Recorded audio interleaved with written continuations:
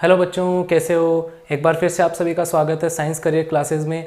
और 10th class में हम जो है चैप्टर नंबर 1 कर रहे थे, फूड एंड ह्यूमन हेल्थ। इसका पिछला टॉपिक हमारा था ओबेसिटी। आज हम डिस्कस करेंगे बच्चे ब्लड प्रेशर। ठीक है, क्या डिस्कस करेंगे? Blood pressure.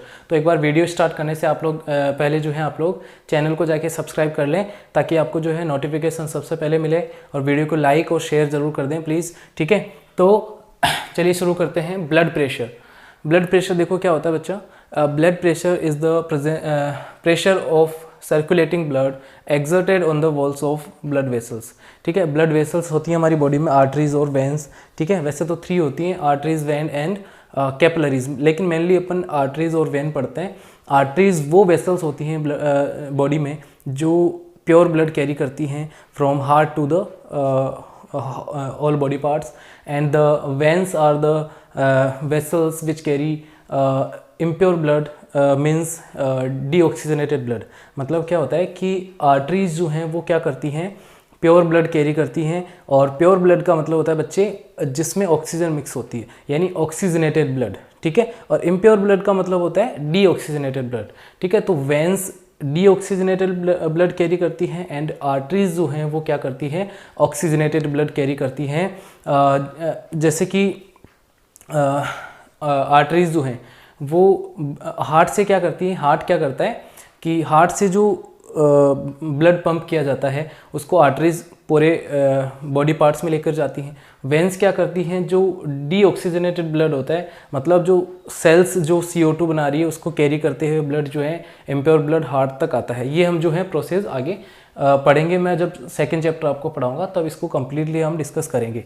तो अभी आप इतना समझें कि blood pressure is the pressure of circulating blood exerted on the walls of blood vessels. ठीक है, मेनली आर्टरीज से जो है मेज़र किया जाता है ब्लड प्रेशर, लेकिन हम बोलते हैं कि ब्लड वेसल्स पे जो ब्लड वेसल्स की जो वॉल्स होती हैं उन पे जो ब्लड प्रेशर एक्सर्ट कर रहा है उसको अपन बोलते हैं ब्लड प्रेशर। ठीक है, तो pressure exerted on the walls of blood vessels is called blood pressure. ठीक है, फिर है the blood pressure of a person is expressed in systolic and diastolic blood pressure such as 120 to 80। ठीक है, 120 तो है बेटा सिस्टोलिक ब्लड प्रेशर, ये 120 तो क्या है, सिस्टोलिक ब्लड प्रेशर। और नीचे वाली जो वैल्यू है वो क्या है बेटा, डायस्टोलिक। ठीक है, यानी ये अपर वैल्यू नॉर्मल जिसको अपन बोलते हैं 120 to 80 तक जो है हो सकता है।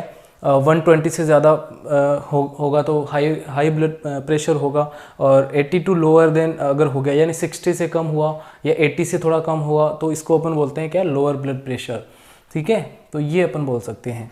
फिर है systolic blood pressure. Systolic blood pressure की डेफिनेशन आपसे पूछता है, तो सिस्टोलिक ब्लड प्रेशर क्या होगा, the blood pressure is the in the arteries when heart muscles shrink.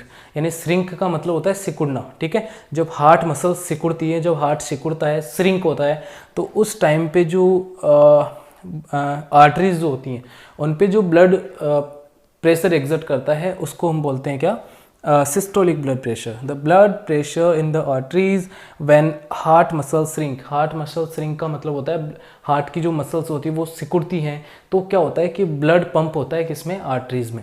और आर्टरीज में जब ब्लड पंप होगा तो उस टाइम जो है आर्टरीज में सबसे ज़्यादा प्रेशर होगा।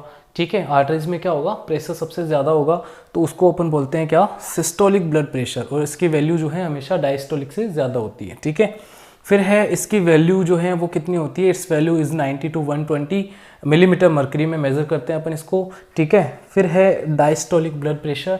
इसका मतलब होता है, देखो बच्चे, the blood pressure in the arteries when heart muscles contract. Contract का मतलब होता है जब हार्ट वापस रिलैक्स पोजीशन में आता है। ठीक है, रिलैक्स हो जाता है जब वापस, तो ब्लड जो है पंप नहीं करता वो, तो उस टाइम पे जो है ब्लड प्रेशर क्या होता है, लो होता है। ठीक है, तो इसकी वैल्यू होती है, it's value is 60 to 80 millimetre mercury.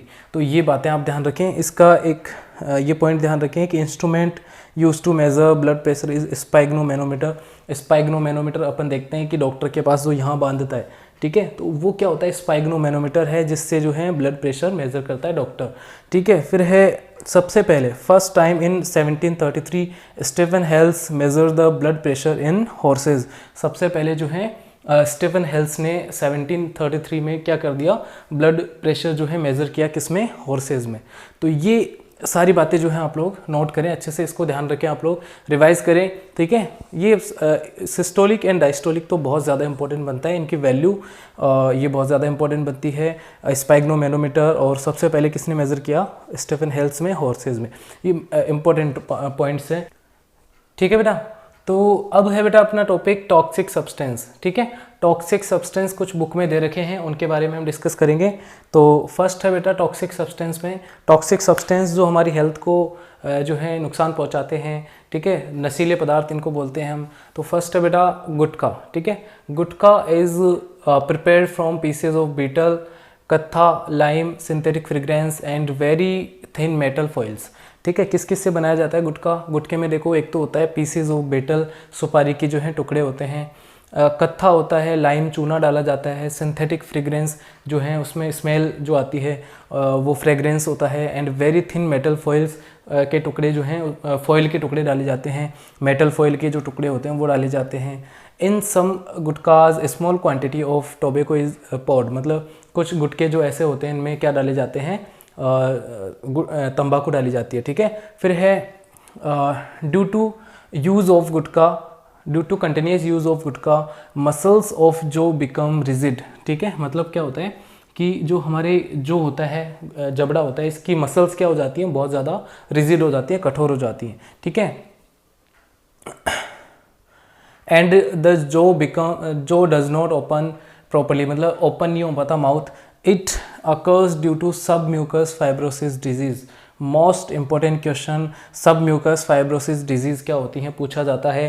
What is submucous fibrosis disease, तो ये किसकी वजह से होता है, गुटखे के यूज़ से, बार बार जब गुटखा यूज़ कर रहे हैं तो उसकी वजह से क्या होता है, सब म्यूकस फाइब्रोसिस डिजीज़ होती हैं। इसके सिम्टम्स होते हैं कि जो है जो बिल्कुल रिजिड हो जाती है, ओपन नहीं हो पाती है, ये इसके सिम्टम्स हैं। फिर है टोबैको, इसके अलावा देखो इससे कैंसर भी हो सकता है, ठीक है, माउथ कैंसर हो सकता है। तो ये जो है कई हार्मफुल इफेक्ट्स होते हैं गुटखे के, ठीक है। फिर है tobacco is obtain from the leaves of Nicotiana tabacum, it is a plant of कुल सोलेनेसी। पहले तो निकोटियाना टोबैकम प्लांट से जो है इसको ऑब्टेन किया जाता है, ठीक है, ये इंपॉर्टेंट क्वेश्चन है। इसका कुल जो है वो क्या होता है, सोलेनेसी कुल का होता है। In the leaves of tobacco 1 to 8% nicotine alkaloid present होता है। कौन सा एल्कलॉइड पूछा गया था एक बार बोर्ड में ये क्वेश्चन, कि कौन सा एल्कलॉइड प्रेजेंट होता है in the leaves of tobacco, ठीक है। टोबैको जो होता है ना उसकी लीव्स में कौन सा एल्कलॉइड प्रेजेंट होता है, तो निकोटिन एल्कलॉइड प्रेजेंट होता है। तो ये बातें आप ध्यान रखें, और ये एल्कलॉइड बहुत ज़्यादा हार्मफुल होता है बॉडी के लिए, ठीक है। इसके हार्मफुल इफेक्ट और अपन अगली क्लास में डिस्कस करेंगे, ठीक है। तो इतना आप लोग जो है नोट करें, इसको स्क्रीनशॉट ले लें इसका, ठीक है बेटा। तो चैनल को जरूर सब्सक्राइब कर लें आप, ताकि नोटिफिकेशन जो है वीडियो का आपको सबसे पहले मिले, और इसको आप जो रिवाइज़ करें बार बार, ताकि आपको